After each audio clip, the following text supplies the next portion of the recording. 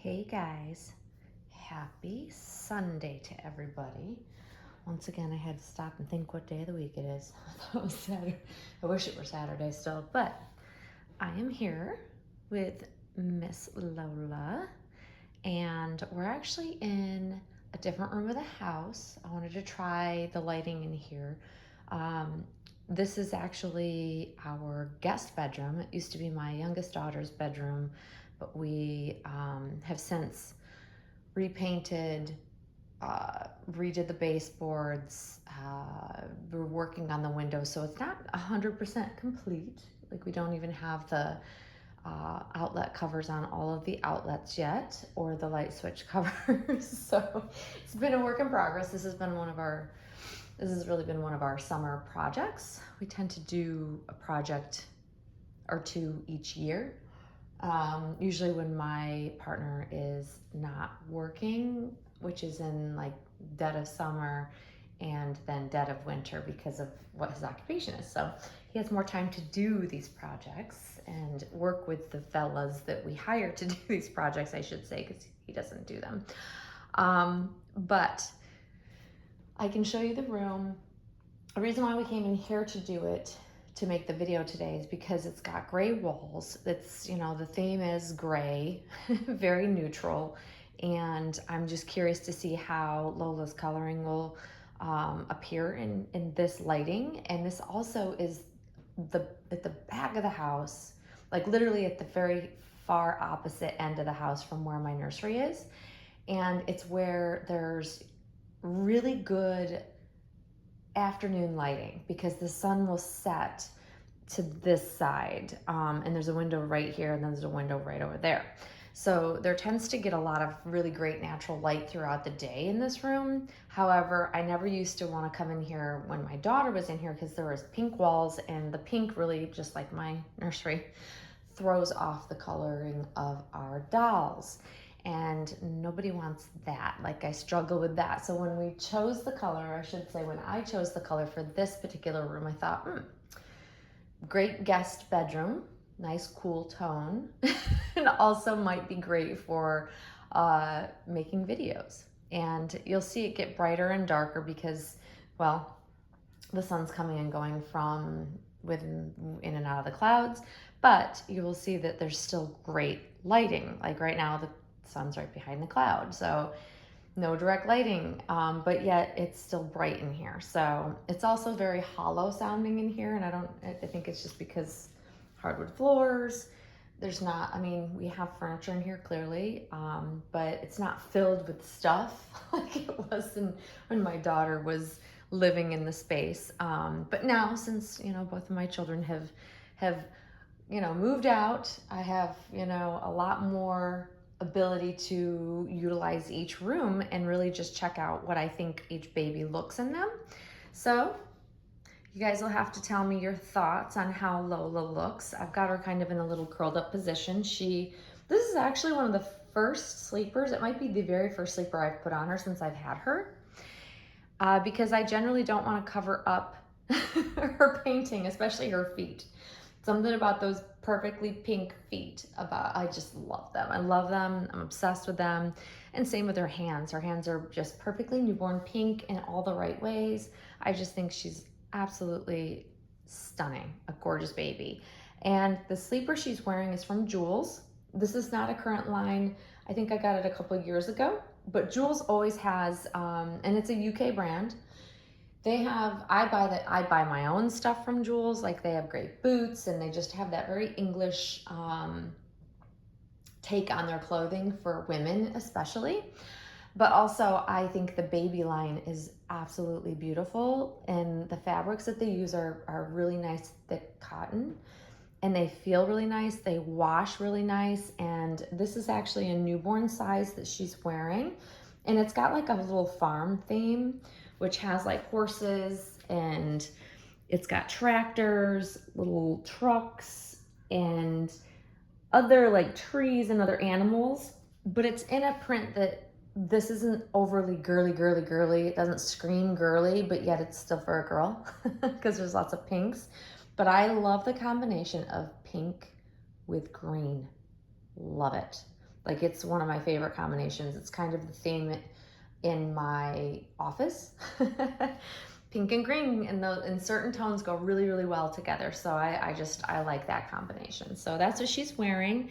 I have one that's very similar to this that is also from Jules that I'll probably be putting on Monroe once it starts to cool down, but it's still pretty warm, so I figured I'll change her first. And I did, and Monroe's still in a sunsuit, so when I get ready to take her out of the sunsuit, I will probably put the not matching but coordinating sleeper on Monroe, because I just love the color tones, I really do.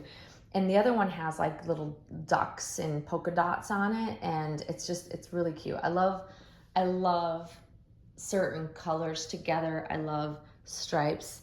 I love polka dots. Like, those types of patterns really just, they make me happy.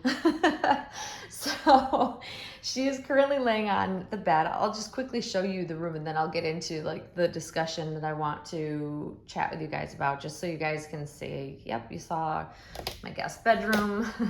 So this is, there's the bed, but you'll see like that has a light outlet cover on it, but we're working on redoing, repainted we put new frames around the windows, new molding. And so now we have to put the storm windows, which is what you see over there, back in. But yeah, and then that is temporary because we're having a topper made for that, because there was a big, huge armoire that was like super tall that we just doesn't fit in here anymore. So we're having a topper put on that. So until then, because things would fall through, you can still set things on it. We just put that on there for now. Won't stay that way. And then over here is just, you know, the closet, and then out into the rest of the house. But you'll see like missing light switch covers, stuff like that. But yeah, that's the room. So this is gonna be like a good space, I think, I wanna say, like, I don't know, just try things out, you know? Let's experiment and see how the baby's looking here. Let's see, I'll make sure she's the focus here. Okay, so focus will be on Miss Lola. My discussion. So once again, people have messaged me, which brings me to talk about these topics. And this was one that keeps coming up from how to get your hands on the hard to find babies video. It's not exactly the title, but if you saw it, you know what I'm talking about. A few videos back. And so this, a couple people actually said, well, how do you get people to sell to you? So I've found that the common thing that a lot of collectors tend to get really frustrated about is about the fact that a lot of us seasoned collectors won't sell to newer collectors. And this is, my apologies, because it's like tipping. Let's do that so it doesn't fall there. So I know it's a big frustration, and you know, I had touched on, you know, building your reputation within the doll community as a reputable buyer, but what makes a reputable buyer? So I'm going to share with you my thoughts on what I find to be a good buyer. What makes a good buyer? Because that's important for collectors to know, because I don't think all collectors quite understand some of the reasons why we hesitate to sell to them, and certain circumstances will lead us to go, this doesn't feel right, I'm not comfortable with it. And let's face it, even if it's, you know, an affordable reborn doll, that's still hundreds of dollars, right? It's still a lot of money, all the way up to some go well over $10,000. And so making sure you feel comfortable with the buyer is important. And I'm not going to touch on, you know, what makes a good seller. We'll talk about that in another video. But this is really important for collectors, especially newer collectors that are finding it frustrating because they don't have like a buying history that they can give like references to. So a lot of high-end dolls get sold to people they know that have a buying history within the doll collecting community that they can actually check references on, because it's a lot of money. We worry about chargebacks, we worry about scammers, and if it's a sale to an unknown newer collector, that's scary for us collectors that have been around a while. It's scary because we may have had a bad experience or more than one bad experience in the past, right? That makes us feel very gun shy, I guess you could say, to sell to just anybody or the first person that says, yeah, I want to buy this or what have you. It makes us take pause. It makes us kind of evaluate who the buyer is and if we really want to do business with them. And to new collectors or newer collectors, that feels unfair. And I totally understand that. Totally get it. Totally feel like, you miss out on a lot of really great dolls because you don't have a buying history. But what you can do is start buying smaller items from collectors, such as baby clothing, accessories and things like that, so that you become more known for being a good follow-through buyer, someone that doesn't waste people's time.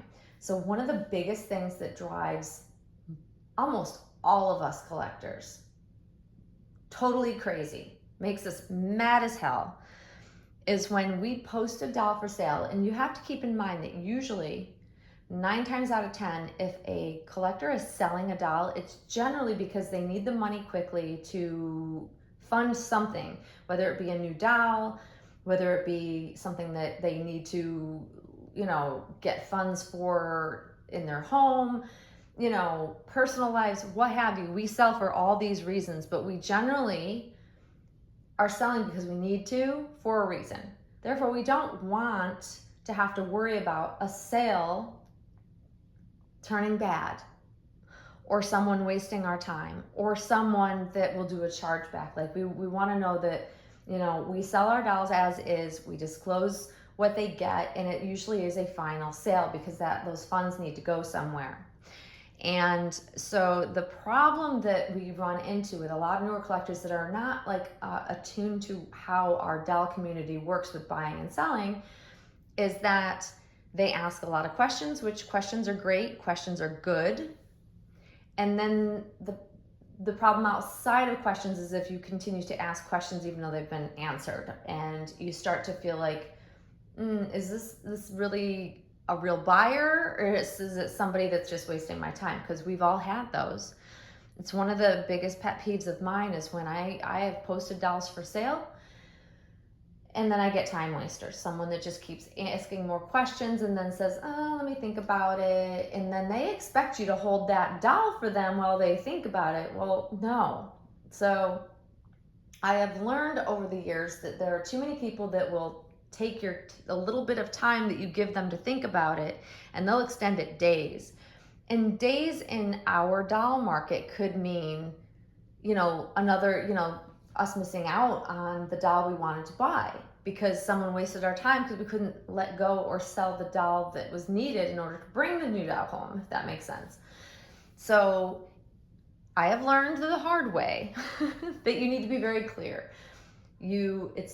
Generally, I try to do first come, first serve, especially on a very, very popular, much sought after doll that I know many people want to acquire, especially if I'm working off a list of people that have reached out to me and said, if you ever sell, please let me know, that sort of thing. But if someone says they're unsure, I'm moving to the next person. And if someone is a new collector that doesn't have any references, that's not an end all be all that I won't, it's not a hard no for me to sell a doll to someone that hasn't had references per se. Because my previous Laura, I sold to a collector who I know of her just because she follows me, and she really couldn't give me any references, not really. But I had a good feeling about her, and she was very good at communicating and getting right back to me. She was the first person that actually reached out and said she was very interested in my previous Laura. And so I got a good feeling about it. And, it turned out to be a fantastic sale. And I see and comment on her Instagram She regularly posts comments on my videos, which is great. So like I've gotten to know her now, and I wouldn't hesitate to sell to her again because she was reputable. She followed through. She didn't waste my time. She knew immediately to make a decision. Because here's the other thing. If you're looking for like that special baby and you see a doll that you've been like following, like with the mom who has the doll says, hey, let me know if you ever sell the doll, that sort of thing, because I'm super interested. When someone contacts you, if you've reached out and asked to be contacted, you need to make a decision pretty darn quickly. Time is of the essence. If you snooze, you lose. I can't stress that enough. If you hesitate too long, you will miss out. So you need to know, one, if you're going to take the time to reach out to another collector that has a doll that you really, really, really, really want the opportunity to get it, if they sell it on at some point in the future, make sure that's really a doll you want. Because we keep lists of people that are interested in our dolls, because those are going to be the first people we reach out to, because we like quiet sales. We know that that person is interested. But when that person reaches out to you, if you're not willing to make a decision pretty quickly, they're going to move on to the next. You're going to miss that opportunity pretty quickly. So I'm going to explain. When Lola's previous mom first got her, I was in love. Hard stop. Oh my gosh, this doll. I stalked her Instagram pictures. She happens to be a friend of mine. I reached out and said, hey, let me know if you ever sell her. She's like, you know what? She's a forever baby. I don't ever foresee her leaving, but I will of course let you know. Great. That's all I needed to do. A few months went by, or a couple months went by, and I said, hey, just let you know, I still am interested. So if you do ever sell her, I just touch base with her, but I talk to her somewhat regularly on and off anyways. So no big deal. But when she finally contacted me and said, I have to sell her, are you interested? This is what I want for her. Let me know, yay or nay. I had to make a decision very quickly. I hadn't prepared because I really truly didn't think she'd ever leave my friend's collection, honestly. I really thought I wasn't gonna ever have the chance to get her, but like I wasn't gonna miss out. So I did some quick shuffling of funds and made it happen. I know not everybody can do that, but having a dolly fund set aside to pull from if that dream doll comes available is really a smart way to just have a little nest egg set aside for those special dolls that maybe, you just never know when a dolly becomes available. That's really the bottom line. And if you're prepared and you have the money set aside and you already know that you love the doll, make the decision quickly. Don't keep the seller on the hook for too long, because one, it's gonna just piss us off. If you're dragging your feet, you need to make a decision, follow through, or pass. And I think a lot of collectors, they wait too long and then they go, oh, I missed out. It was just too fast. Well, you have to act fast. And sometimes it feels uncomfortable to act that quickly when you decide you want to get a doll. Decide this doll that you said you really, really wanted and now it's suddenly available. You got to act fast. This community is very fast-paced. It's fast-paced to a point of uncomfortable in my eyes.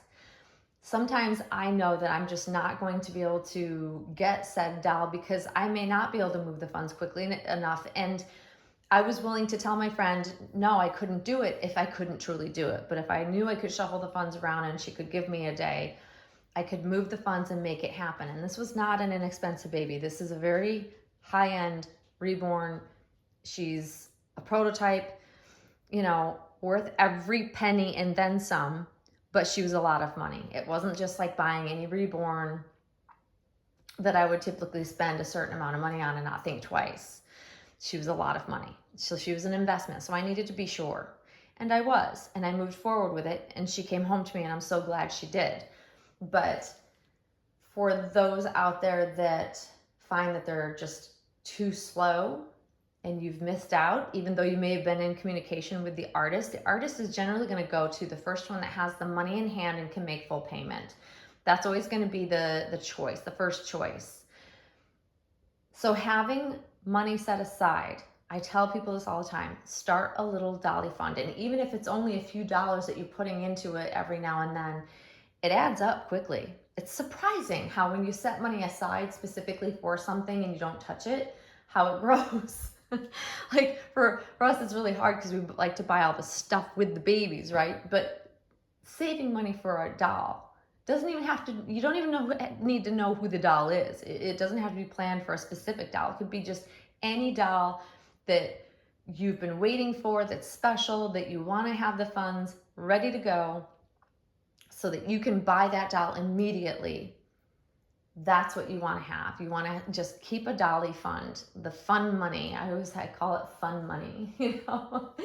And then it becomes more able, you're more able and have money accessible to make that purchase and make the decision pretty quickly. And that is a good buyer. That makes a good buyer. Someone who asks their questions, once answered, they either have the money and make a decision quickly. And that's important. All of those things, you know, and as time goes on, and there's a lot of collectors out there, by the way, that don't care whether you're new or not. They'll sell to whoever has the money in hand first. That's the majority of how I've seen most dolls sold in our community, even now. So when the right doll is coming your way and it's meant to be, it'll happen. It takes some patience. It takes, you know, sometimes reaching out to people, say, hey, think of me if you sell the doll, you know, making sure you have the money set aside and then making a decision quickly. And even if that decision is, you know, no, I can't do it, let the person know. Let the seller know so they can move on to the next, because they're going to be in a hurry. Most of us are in a hurry. We want to get the doll sold. We don't want a headache. We don't want people dragging their feet. And that's really important. That's what makes us comfortable. That's what will make us sell to those people again. And like I said, my previous lure that I had, I would sell to that mommy any day of the week. She was wonderful. She was easy and she knew what she wanted. And I love it. And she was happy, and yeah, and still shares her on her Instagram page. So it's all good. When it's a good experience, it makes us want to do business with those people again. And that's my spiel, guys. And hopefully this answers the question enough for the people that did reach out to me, because I just want you to know, we collectors feel your pain. We understand that it doesn't seem fair. We do. We completely do. But it's you know, protecting ourselves as the seller, especially with really expensive dolls, especially when you get into selling silicones that are really expensive. You gotta trust the buyer. You really do. And if you don't, you're gonna worry. It's gonna make it difficult to enjoy the experience. It's just, for anybody that's had a bad selling experience, it sticks with you. It's hard to get over. It's hard to let go. And it makes you super, super sometimes overcautious in the future with your future sales. And, you know, it doesn't even have to be a doll that could be the thing that turned you off. It could have been accessories, clothing of something that went bad. Like, you just got to understand that it's just not easy selling in our community as big as it is now. And so we're cautious. But hopefully this will help you start building a buying reputation, and more people will then go ahead and sell to you, and then you'll be able to have your option of lots of amazing dolls to bring home. But anyways, there is Lola. Let me know, guys, if you think her coloring comes across well in this room. I'm curious to see what your thoughts are on how real she looks laying there. She's so cute. Oh my gosh. I love this sculpt. I just looking at her through my phone versus in person, I would say that it's pretty dead on. Like, it's not distorted from what I'm viewing currently. Let's see if when it uploads, it looks the same. Because sometimes it changes once it uploads for some reason. I don't know why. But anyways, guys, I hope you're having a fantastic weekend. It is gorgeous here. We're going to have another week of hot weather, I should say. And then I think it's going to start to cool down. So I'm going to try to soak up all all the warmth I can for as long as it's here. But anyways, guys, if you stuck with me for this long video, hopefully you have found some of the advice I've given to be helpful. And yeah, as always, thanks for watching, guys. Bye-bye.